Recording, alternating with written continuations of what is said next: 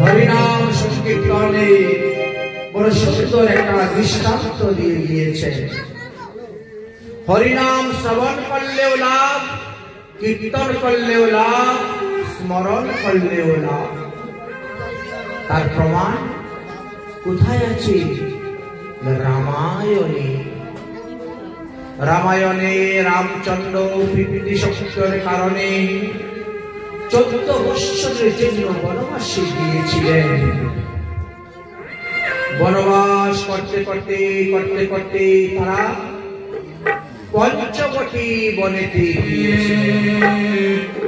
যে পঞ্চবটির নাম বর্তমানে হলো নাসিক, যেখানে লক্ষ্মণ শূর্পণখার নাক কেটে ফেলেছিলেন। নাসিকে কুম্ভ মেলা হয় 12 বৎসর পর পর। সেই নাসিকটি হলো গোদাবরী নদীর তীরে অবস্থিত। এই গোদাবরী নদীর তীরে যেখানে ভগবান রামচন্দ্র স্নান করেছিলেন, আজ পর্যন্ত তার নাম রামঘাট নামে পরিচিত। ভগবান রামচন্দ্র, ভাই লক্ষ্মণ আর সীতাদেবীকে সঙ্গে করে বন হইতে বনান্তরে যেতে যেতে যেতে যেতে যখন ওই নাসিকের গোদাবরী নদীর তীরে উপস্থিত হয়েছিলেন, তখন ছিল ভাদ্র মাস, বর্ষাকাল, নদী ভর্তি জল। অনেকক্ষণ ধরে নদীর তীরে দিয়ে হেঁটে যাচ্ছেন, কিন্তু নদীতে কোনো নৌকা নাই। কেমন করে নদী পার হয়ে ওপারে যাবে সেই চিন্তায় চলছে। সন্ধ্যা সমাগত হয়ে যাচ্ছে, গুজলি লগ্ন, রিমঝিম রিমঝিম করে বৃষ্টি পড়তেছে, বিদ্যুৎ চমকাচ্ছে।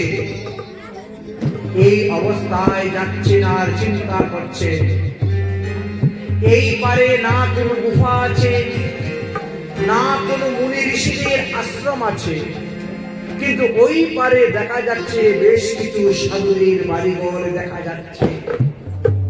যদি আমরা ওই পারে যেতে পারতাম তাহলে ভালোই হতো, কিন্তু যাব কেমন করে?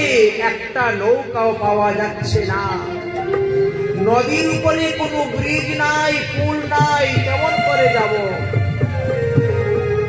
চলতে চলতে চলতে চলতে হঠাৎ দেখতে পাচ্ছে নদীর ওই পারে একখানা নৌকা দেখা যাচ্ছে। ভগবান রামচন্দ্র বললেন, ভাই লক্ষ্মণ, ওই দেখো একখানা নৌকা নদীর ওই পারে দেখা যাচ্ছে, কিন্তু নৌকাতে তো কোনো মাঝি নাই। হয়তো মাঝি আশেপাশে কোথাও আছে, ডাকো, তাকে ডাকো। তাই ডাক শুরু করলে, মাঝি ভাই,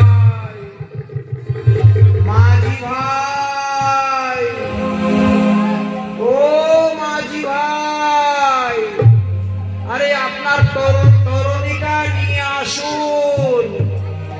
তরুণী শব্দের দ্বারাও নৌকাকে বোঝায়, তরুণী নিয়ে আসুন। অনেকক্ষণ ডাকাডাকির পরে মাঝি এসেছে, হাত তুলেছে, হাত তুলেছে। ভগবান রামচন্দ্র বললেন, ভাই তাড়াতাড়ি নৌকা নিয়ে আসো, আমরা এপারে বড় বিপদেই আছি। প্রাকৃতিক দুর্যোগ, আমাদেরকে ওই পার করে দাও। নদীতে প্রচুর স্রোত, ভাদ্র মাসে ভরা নদী, পার হবেন কেমন করে? ছুটছে নৌকাটাকে অনেক কষ্ট করে সামলিয়ে মাঝি নিয়ে গেলেন রামচন্দ্রের নিকটে। কিন্তু মাঝি জানতো না তিনি যে ভগবান রামচন্দ্র। তিনি দেখছেন জটা ধারণ করা, তীর ধেনু কাঁধে। যাই হোক, মাঝি গিয়ে জিজ্ঞেস করলেন, আপনারা তিনজন কোন ঘাটে যাবেন? ভগবান রামচন্দ্র বললেন, আমরা প্রবাসী, পরদেশী। এখানকার নদীর কোনো ঘাটের নাম আমাদের জানা নাই। এখানে আমাদের কোনো আত্মীয় স্বজন স্ত্রী কুটুম্ব জ্ঞাতিবর্গও নাই। আমরা বনবাসী, বনে বনে ঘুরে বেড়াই, ফলমূল খাই।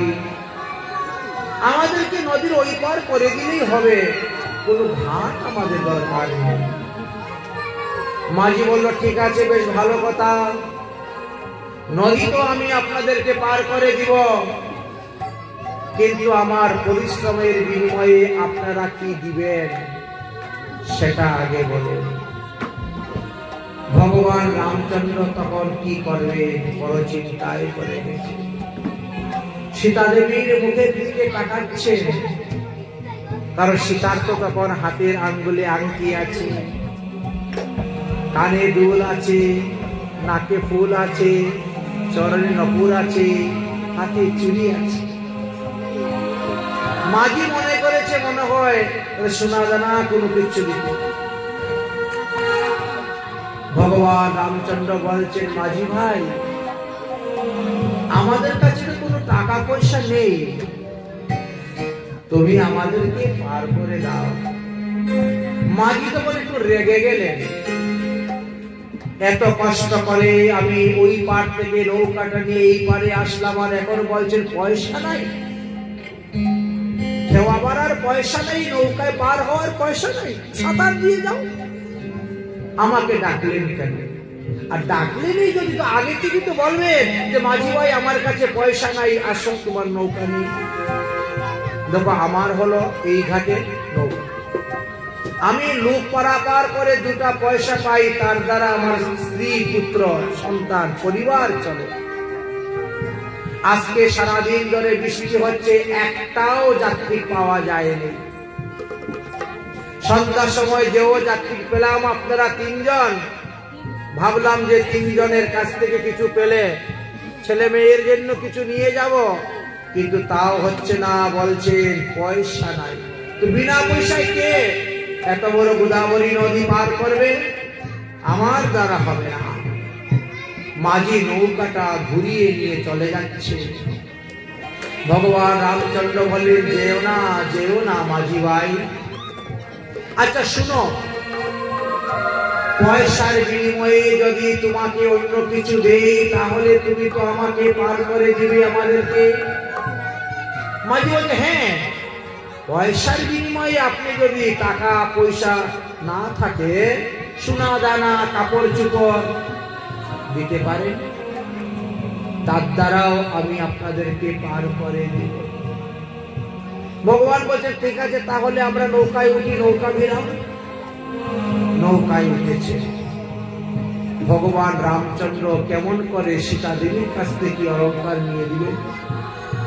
যে বস্তু দান করা হয়েছে সেই বস্তু পুনরায় আবার ফিরিয়ে দিতে নাই, গ্রহণ করতে নাই। কোন বস্তু যদি আপনি কাউকে দান করেন, আর সেই দানের দ্রব্য যদি আপনি ফিরিয়ে নিয়ে আসে অন্য কাউকে দান করেন, তাহলে আপনাকে 60,000 বৎসর বিস্তার কৃমি হয়ে থাকতে হইবে। তাই তো বিধান। মাঝি বলছে, এবার বলুন, পয়সার বিনিময়ে আপনি আমাদেরকে কি দিবেন? আমি যে আপনাদেরকে নৌকা পার করাবো, নদী পার করিয়ে নিয়ে যাব, এই পরিশ্রমের বিনিময়ে কি দিবেন বলুন তাড়াতাড়ি, দেখবো আমার পরিশ্রমের সমান ফল পাওয়া যায় কিনা, তবেই তো আমি পরিশ্রম করব। ভগবান রামচন্দ্র বললেন, মাঝি ভাই, তোমাকে দেওয়ার মতন এই জগতের ইহলোকের কোন জড়বস্তু আমার কাছে নাই। তবে হ্যাঁ, তোমাকে আমি কথা দিতে পারি, তোমাকে আমি সত্য সত্য সত্য করে বলতেছি, বিশ্বস্ত করে।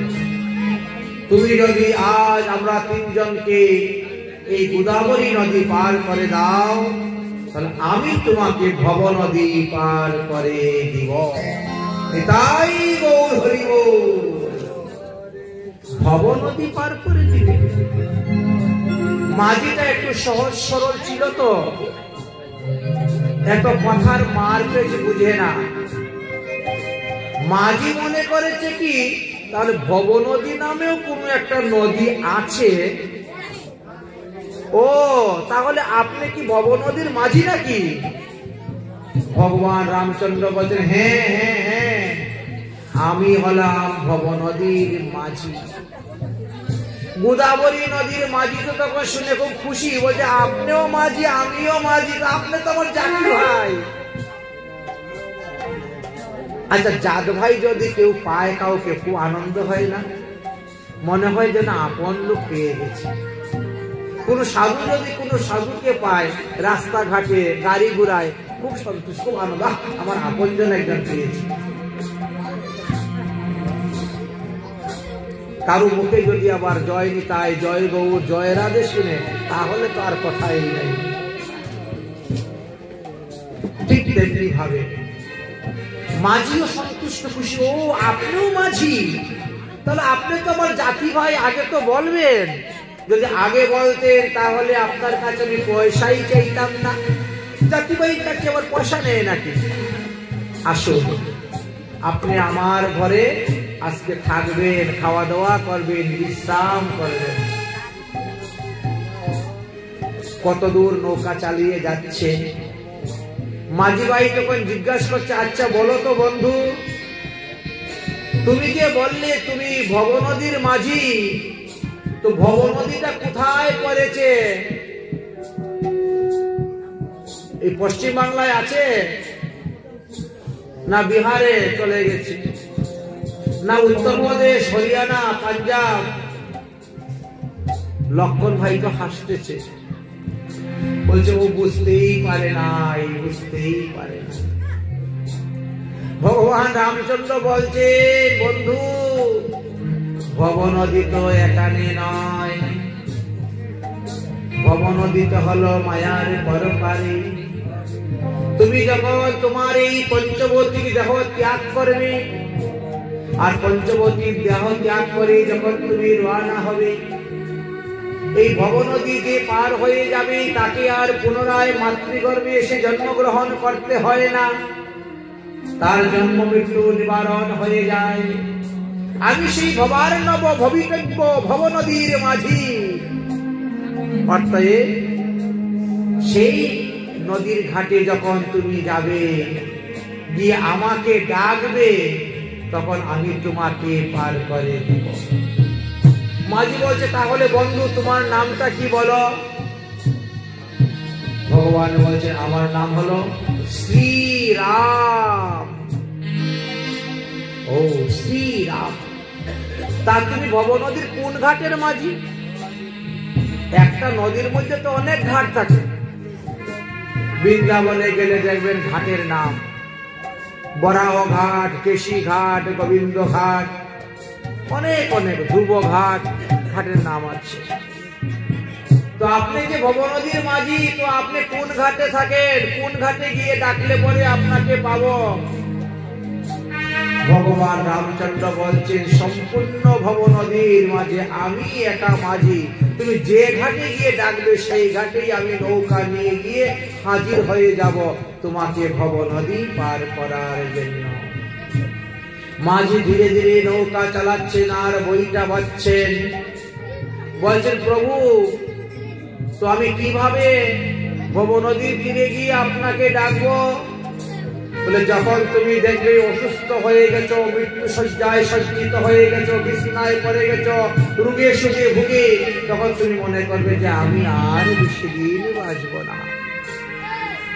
অতএব এবার আমার ভবনদীর পারে যাওয়ার সময় এসে গেছে, তাই তুমি আমাকে ডাকবে রাম রাম শ্রীরাম। আমি তখন নৌকা নিয়ে আসি, তোমাকে নৌকার মধ্যে তুলে নিয়ে চলে যাব।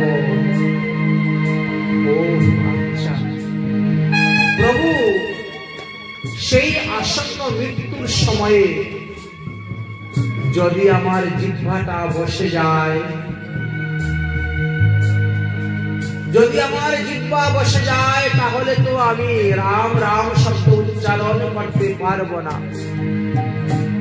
জিহ্বা পাইয়াও নরবিনা অন্য প্রাণী নাহি পারে বলিতে গোবিন্দ হেন বাণী। গরু ছাগলেরও তো জিহ্বা আছে, হাঁস মুরগিরও তো জিহ্বা আছে, কিন্তু তারা তো বলতে পারে না। আর আমার মনুষ্য হয়ে যদি আমার জিহ্বাটা বসে যায়, রোগে সুগে ভুগে যদি আমার দাঁতি লেগে যায়, তাহলে কি হবে গতি? ভগবান বললেন, শুনো, তুমি যদি আসন্ন মৃত্যুর সময়ে ভবনদীর তীরে এসে আমাকে না ডাকো, তাহলে আমি কেমন করে তোমাকে পার করব? সাধারণ দৃষ্টান্তই দেখো, আমি যদি তোমাকে মাঝি ভাই বলে না ডাকতাম, তুমি কি নৌকা নিয়ে আসতে? নৌকা নিয়ে আসতে না। আমি গোদাবরী নদীর তীরে এসে মাঝি ভাই বলে চিৎকার করে ডেকেছি, তবেই তুমি আমার ডাক শুনে এসেছো আমাকে পার করার জন্য। ঠিক তেমনি ভাবে তুমিও গোদাবরী সে ভবনদীর তীরে গিয়ে রাম রাম শ্রীরাম বলে ডাকবে, তখন আমি তোমাকে পার করে দিব। বলছেন, আমার যদি জিহ্বা বসে যায় তো আমি ডাকবো কেমন করে? তবে কি প্রভু তুমি আমাকে পার করবে না? ভগবান বলছেন, আরে বোকা মাঝি, আমাকে না ডাকলে আমি পার করবো কেমন করে? তোমাকে না ডাকলে কি তুমি আসতে পার করতে? প্রভু, আর কি কোনো উপায় নেই ভবনদী পার হওয়ার? আরেকটা উপায় আছে, আরেকটা উপায় আছে। সেটা কি? সেটা হলো, তুমি তোমার আত্মীয় স্বজন, ইষ্টি কুটুম্ব, পরিবারের সবাইকে বলবে যে তোরা যখন দেখবি আমি আসন্ন মৃত্যু শয্যায় সজ্জিত হয়ে গেছি, তখন তোরা আমার জন্য কাঁদবি না, হায় হায় করবি না। তোরা আমার জন্য কান্নাকাটি না করে, হায় হায় না করে হরিনাম সংকীর্তন করবি, নাম সংকীর্তন করবি, হরি হরি করবি। তখন তুমি তো কানে শুনতে পাবে। যদি কেউ হরিনাম উচ্চারণ করতে না পারে মৃত্যুর সময়ে, তার কাছে বসে যদি কেউ হরিনাম করে, তার কানে যদি হরিনাম যায়, সেও উদ্ধার হইবে। পশু পাখি কীট পতঙ্গ বলিতে না পারে, হরিনাম শুনিলে তারাও সব করে। তাই হরিনাম শুনলেও উদ্ধার, শুনলেও মুক্তি। অতএব তুমি তোমার আত্মীয় স্বজন, ইষ্টি কুটুম্ব, ছেলে মেয়ে, স্ত্রী পুত্র সবাইকে বলবে তোরা হরিনাম কর, হরিনাম কর। আমার জন্য কাঁদিস না, কেঁদে লাভ হবে না, হরিনাম করলে আমার লাভ হইবে, আমি ভবনদী পার হয়ে যাব। এই শিক্ষাটা পরিবারের সবাইকে দিবে। মাঝি বলছেন, বন্ধু, ওই সময়ে যদি আমার কান বন্ধ হয়ে যায়, কানে যদি তালা লেগে যায়, আমি তোমার যদি কানে তালা হয়ে যায়, তাহলে তো আমার কাছে বসে কীর্তন করলেও আমার ভিতরে প্রবেশ হবে না। যারা কানে তালা, তারা কানে শুনতে পায় না, তো জুড়ে জুড়ে বললেও শুনতে পায় না। জিহ্বা বসে গেল, হরিনাম করতে পারছি না। কান বন্ধ হয়ে গেল, হরিনাম শুনতে পাচ্ছি না। তবে কি প্রভু তুমি আমাকে উদ্ধার করবে না? ভগবান বলছেন, তাহলে আমি তোমাকে কেমন করে উদ্ধার করব? যে শ্রবণও করে না, যে কীর্তনও করে না, হয় শ্রবণ না হলে কীর্তন। শ্রবণও করবে না, কীর্তনও করবে না, তাহলে আমি তোমাকে ভবনদী পার করব কেমন করে?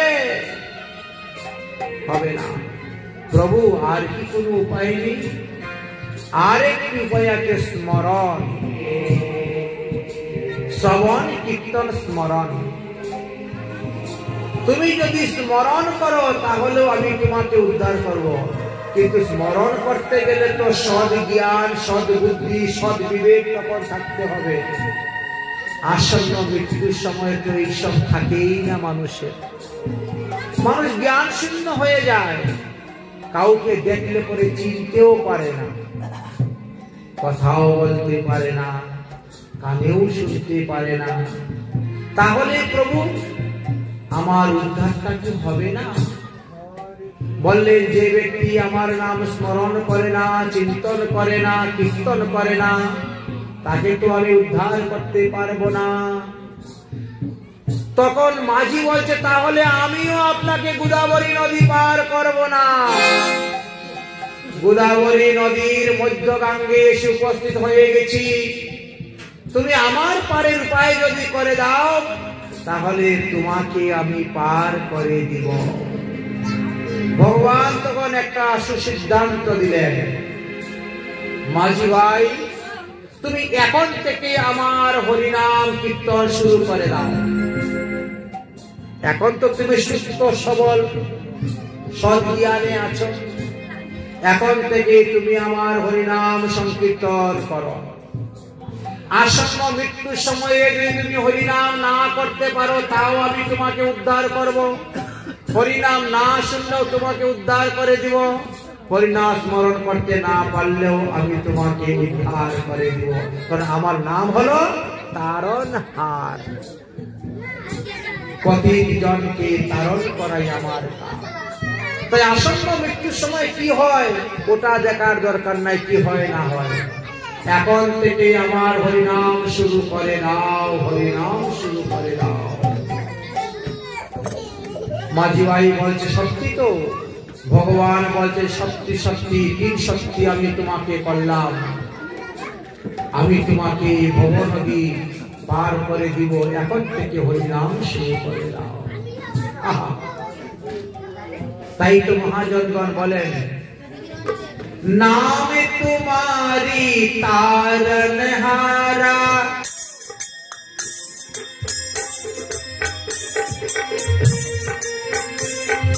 नाम तुम्हारी तारनहारा,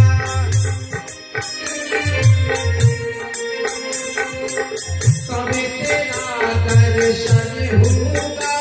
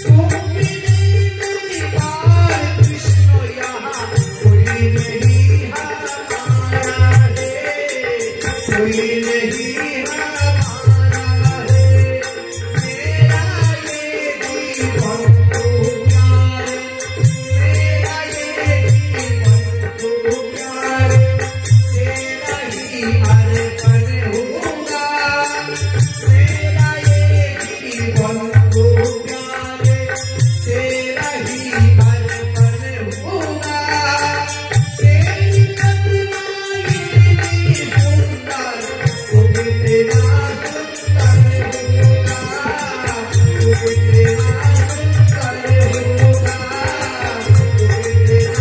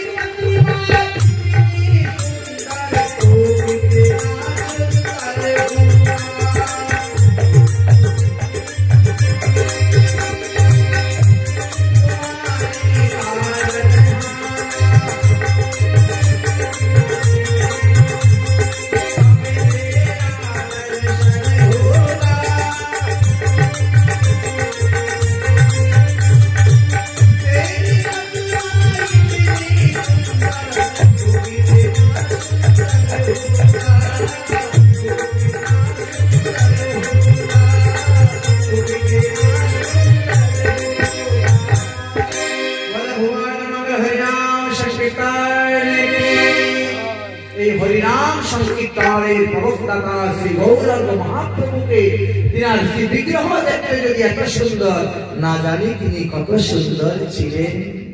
যে কৃষ্ণ নাম আমরা করি, সেই কৃষ্ণের বিগ্রহ দর্শন করতে যত সুন্দর, না জানি তিনি কত সুন্দর। যে রাম নাম আমরা কীর্তন করে থাকি, সেই রাম না জানি কত সুন্দর ছিলেন। যার নামের মধ্যে এমন মহিমা। দেখেন, প্রাকৃতিক জগতের বস্তুর মধ্যেও তো শক্তি আছে। এখন যদি কেউ বলে দেখো দেখো দেখো কি সুন্দর পাকা তেঁতুল গাছের মধ্যে ঝুলতেছে, পাকা তেঁতুলের কথা শুনলে কার জিহ্বায় না জল আসে? হ্যাঁ, সবার জিহ্বায় একটু জল এসে যায়। আবার যদি বলেন ওরে বাবা রে ভূত, ভূতের কথা শুনলে আবার ভয় পায় একা যেতে বাড়িতে।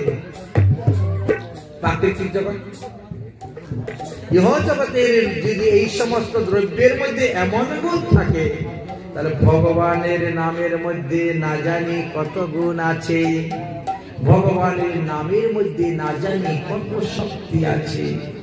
তাই তো মহাজনগণ বলে গেছে, আমরা শ্রীমদ্ ভাগবত মহাপুরাণে এই নামের মহিমা দেখতে পেলাম। ভাগবতে কি বললেন? নাম সংকীর্তনায়স্য